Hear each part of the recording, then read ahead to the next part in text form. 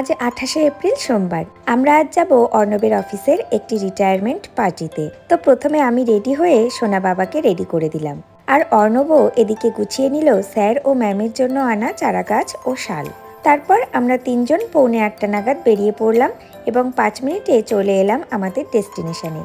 মোটামুটি অনেকেই চলে এসেছেন ততক্ষণে এবং অনেকেই আসতে বাকি আছেন। যাই হোক, দেশাই স্যার মানে যে স্যারের রিটায়ারমেন্টের জন্য পার্টি, উনি চলে আসলে ওনাকে এবং ম্যাডামকে একে একে শাল আর প্ল্যান্ট দিয়ে বরণ করে নিলেন কিউপিসিএল ফ্যামিলির এইচওডি ও বার্মা স্যার এবং এইচওডি ম্যাডাম ও নিধি ম্যাম।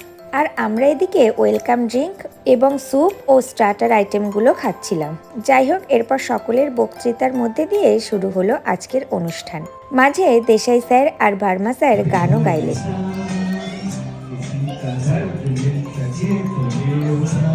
আর এদিকে আমাদের সোনা পাপা কিন্তু সবার কোলে উঠে আদর খাওয়া ও ছোট্ট দিদিদের সঙ্গে খেলাধুলায় ব্যস্ত হয়ে পড়েছে।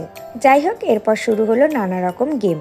Musical chair, blind fold Pictionary, action propagation গেমটা খুবই মজার হয়ে ওঠে ধীরে ধীরে, কারণ প্রথম জনের দেখানো জেস্চার সম্পূর্ণ বদলে যায় লাস্ট জনের জেস্চারের সাথে।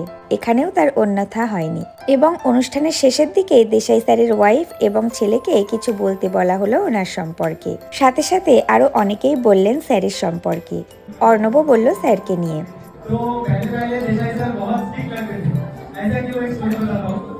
সবার শেষে স্যার শেয়ার করলেন তার দীর্ঘ কর্মজীবনের অভিজ্ঞতা।